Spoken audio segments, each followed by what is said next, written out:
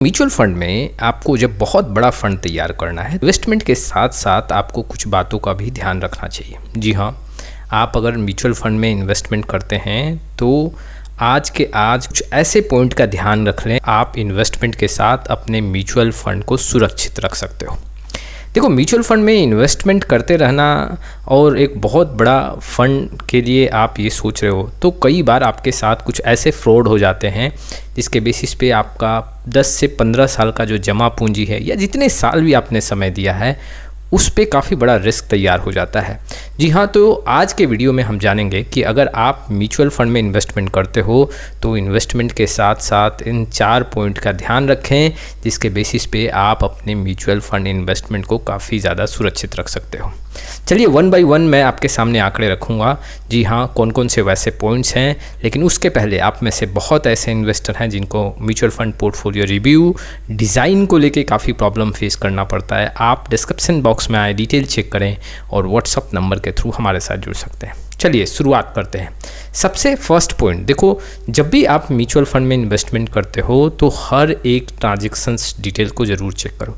अगर आप SIP कर रहे हो, अगर आप लमसम कर रहे हो, अगर आप रिडम्पशन कर रहे हो तो एग्जैक्टली ट्रांजेक्शन डिटेल ज़रूर चेक करें। अगर आप कुछ भी नहीं कर रहे हो तो बीच बीच में आप ज़रूर चेक करें, ट्रांजेक्शन डिटेल देखें कि कोई ऐसा रिडम्पशन तो नहीं हुआ है, कोई आपके म्यूचुअल फंड अमाउंट को लेके कुछ चेंजेस तो नहीं दिख रहा है। ये काफ़ी ज़रूरी है। देखो, कई बार रेगुलर फंड के थ्रू किसी एजेंट या डिस्ट्रीब्यूटर के थ्रू इन्वेस्टमेंट करते हो तो आप देखोगे कि कई ऐसे चेंज होते हुए आंकड़े देखने को मिलेंगे। जैसे कि आपने कोई ABC म्यूचुअल फंड में पैसा लगाया, 10 लाख रुपए लगे हुए, अचानक से आपको क्या देखने को मिला कि उसमें 50,000 कम हो गया और कुछ 50,000 लिक्विड फंड में पार्क किया गया है। और ये जो इन्फॉर्मेशन है वो आपको 2 साल 3 साल बाद पता चलता है। तो ये काफ़ी ज़रूरी है कि टाइम टू टाइम आपको अपने ट्रांजैक्शन डिटेल को चेक करें। अगर ये आप वीकली बेसिस पे भी करते हो तो काफ़ी आप सेफ रहोगे, आपका म्यूचुअल फंड काफ़ी सुरक्षित देखने को मिलेगा। दूसरे पॉइंट का आपको क्या ध्यान रखना है, देखो रेगुलर बेसिस पे अगर कोई आपका ईमेल ID चेंज हो रहा है या फिर मोबाइल नंबर चेंज हो रहा है तो आप अपने म्यूचुअल फंड पोर्टफोलियो में ज़रूर अपडेट करें। बहुत ऐसे इन्वेस्टर हैं जिन्होंने आज से 10 साल पहले म्यूचुअल फंड में लमसम किया और उस समय मोबाइल नंबर कुछ और था। अब जब वो रिडीम करने जाते हैं तो OTP के लिए वहाँ पे रिक्वायरमेंट है, अब OTP दूसरे मोबाइल नंबर पे रिसीव हो रहा है। अब वैसे कंडीशन पे वो म्यूचुअल फंड रिडीम नहीं कर पाते हैं।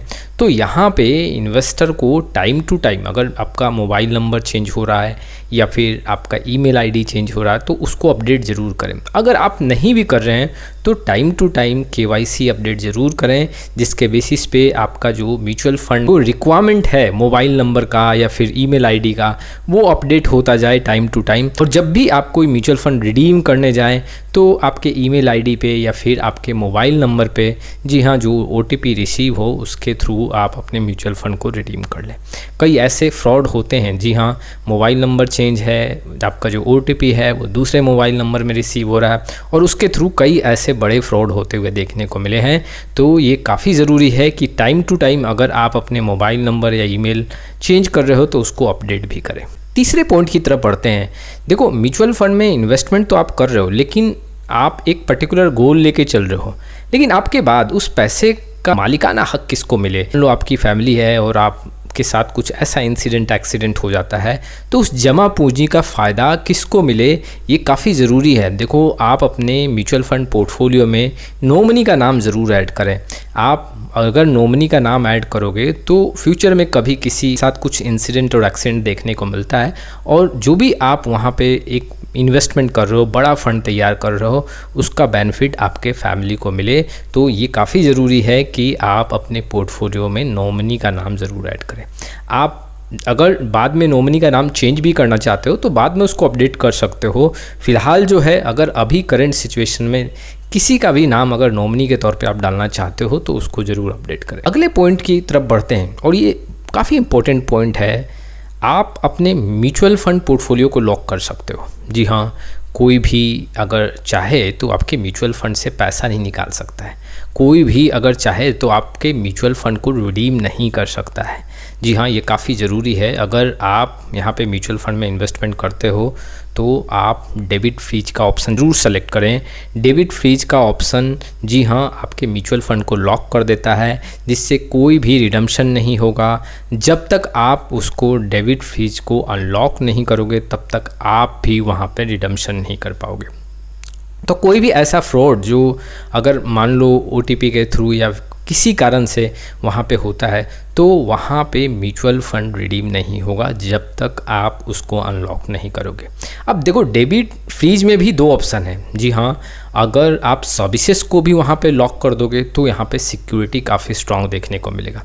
जैसे ठीक आप स्क्रीन पे देख सकते हो, यहाँ पे दो ऑप्शन आपको देखने को मिल रहा है, एक डेबिट ट्रांजैक्शंस और एक आपको डेबिट सर्विस रिक्वेस्ट। देखो, डेबिट ट्रांजैक्शंस का मतलब है कि कोई भी जो ट्रांजैक्शंस आप करना चाहते हो वो अब वहाँ पे लॉक हो जाएगा।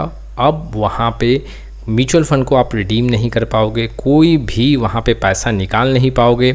और वैसे कंडीशन में जी हाँ, कोई भी आपके साथ बहुत बड़ा फ्रॉड नहीं कर सकता है, आपके म्यूचुअल फ़ंड के यूनिट को रिडीम नहीं कर सकता है। जो यहाँ पे दूसरा ऑप्शन आपको देखने को मिल रहा है, debit plus service request. It means कि अगर कोई आपके साथ मोबाइल नंबर चेंज करके फ्रॉड करना चाहे या फिर ईमेल आईडी चेंज करके फ्रॉड करना चाहे तो भी नहीं कर सकता। जी हाँ, यहाँ पे सर्विस रिक्वेस्ट भी लॉक हो जाएंगी। इट मीन्स कि अगर आपने यहाँ पे दूसरा ऑप्शन सेलेक्ट किया डेबिट प्लस सर्विस रिक्वेस्ट, तो अब मोबाइल नंबर भी चेंज नहीं हो पाएगा और ना ही आपका कोई ईमेल आईडी चेंज हो पाएगा। ऐसे कंडीशन पे अगर आप भी मोबाइल नंबर और ईमेल आईडी आप चेंज करना चाहते हो तो आपको यहाँ पे डेबिट प्लस सर्विस रिक्वेस्ट है, इसको अनलॉक करना पड़ेगा। देखो, कई बार देखने को मिला है कि इन्वेस्टर के साथ जी हाँ मोबाइल नंबर चेंज हुए हैं और फिर वहाँ से म्यूचुअल फ़ंड रिडीम हुआ है। कई बार ईमेल आईडी चेंज हो जाता है और फिर म्यूचुअल फ़ंड का रिडम्पशन का रिक्वेस्ट देखने को मिला है। तो ऐसे कंडीशन में मैं एडवाइस करूँगा कि आप जो ये डेबिट फ्रीज का दूसरा ऑप्शन है उसको सेलेक्ट करें। इससे आपका जो भी मोबाइल नंबर है या ईमेल आईडी है वो कोई चेंज भी नहीं कर सकता और आपका जो भी म्यूचुअल फ़ंड में इन्वेस्टमेंट है वो काफ़ी सिक्योर रहेगा। ये जो मैंने लास्ट आपके सामने पॉइंट रखे हैं ये सबसे हाई सिक्योरिटी है, ये हर एक म्यूचुअल फ़ंड इन्वेस्टर को सेलेक्ट करना चाहिए। अगर आप म्यूचुअल फ़ंड में इन्वेस्टमेंट करते हैं तो इन्वेस्टमेंट ही ज़रूरी नहीं है, ये भी काफ़ी इंपॉर्टेंट रोल अदा करता है कि आप अपने म्यूचुअल फ़ंड इन्वेस्टमेंट को सुरक्षित रखें। अगर मैं समराइज़ कर दूं काफ़ी समय में, तो ये आपको ध्यान देना है कि जितने भी ट्रांजेक्शन्स हैं उसको टाइम टू टाइम आप चेक करो। वीकली बेसिस या मंथली बेसिस पे आप ज़रूर चेक करो कि कोई ट्रांजैक्शन हुआ या नहीं है। दूसरा क्या है, ईमेल आईडी और अपना जो भी मोबाइल नंबर है उसको टाइम टू टाइम आप अपडेट करें। तीसरा पॉइंट जो है, नॉमिनी आप ज़रूर अपडेट करें। चौथा जो पॉइंट है, आप अपने म्यूचुअल फंड पोर्टफोलियो को जी हाँ लॉक करें डेबिट फ्रीज का ऑप्शन सेलेक्ट करके, और डेबिट फ्रीज में भी वहाँ पे डेबिट प्लस सर्विसेज रिक्वेस्ट को सिलेक्ट करें, जिससे आपको वहाँ पे हाई सिक्योरिटी मिले और आपका म्यूचुअल फंड इन्वेस्टमेंट काफ़ी सुरक्षित रहे। देखो, ये काफ़ी ज़रूरी है और आप इसको ज़रूर फॉलो करें। तो ये कुछ इंपॉर्टेंट इन्फॉर्मेशन थे जो इन्वेस्टर के लिए इंपॉर्टेंट थे। आपका क्या राय है इस वीडियो को लेके कमेंट बॉक्स में ज़रूर आएँ। फिर मिलेंगे एक नए वीडियो के साथ, तब तक के लिए जय हिंद जय भारत।